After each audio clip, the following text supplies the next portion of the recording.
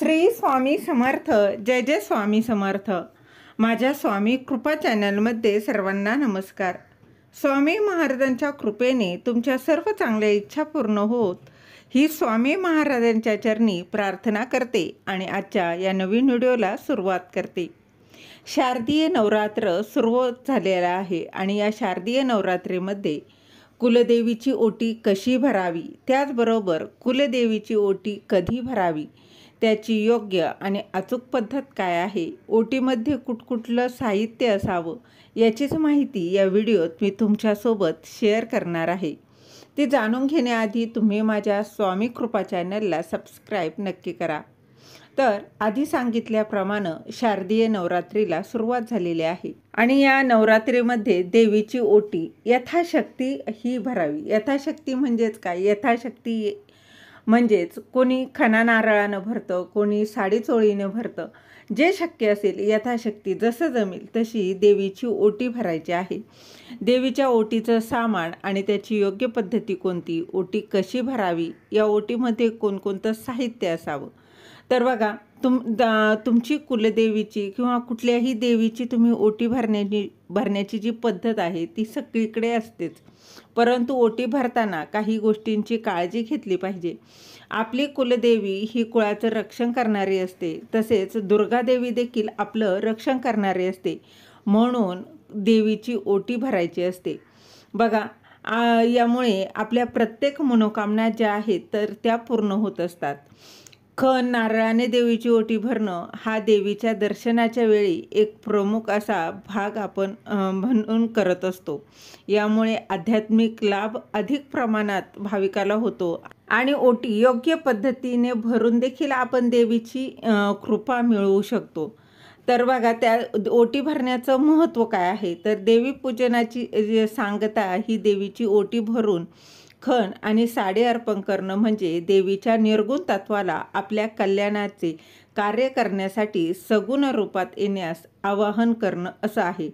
देवीला खण साडी अर्पण करताना देवीला प्रत्यक्ष कार्य करण्याची प्रार्थना केल्यानं त्याआधी केलेल्या पंचोपचार विधीतून देवीच्या निर्गुण तत्वाला साडी आणि खण यांच्या रूपाने मूर्त सगुण रूपात साकार होण्यास मदत होते.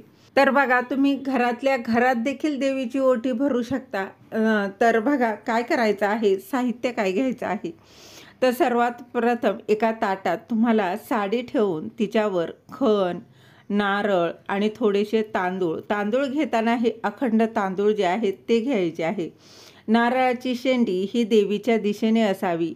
त्यानंतर वेणी किंवा एखादं फूल, कुठलाही बघा गजरा तुम्ही ठेवू शकता. त्याबरोबर तुम्ही 16 शृंगारातील अगदी कुठलीही वस्तू, जसं की बांगड्या आहे, नेल पॉलिश आहे, कुंकवाचा करंडा आहे, हा देखील ठेवायचा आहे.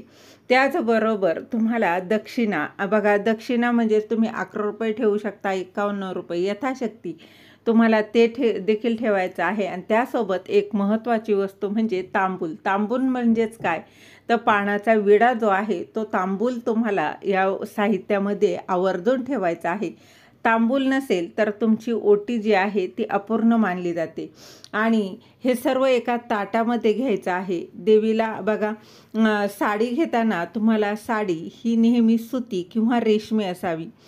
साडी, खण, नारळ देवीच्या चरणावर अर्पण करताना तांदळाने ओटी भरावी. नारळाची शेंडी देवीच्या दिशेने असावी. नंतर ताटातील या सर्व वस्तू आपल्या हाताच्या ओंजळीत घेतल्यावर त्या स्वतःच्या छातीसमोर येतील. अशा पद्धतीने देवीसमोर उभं राहावं.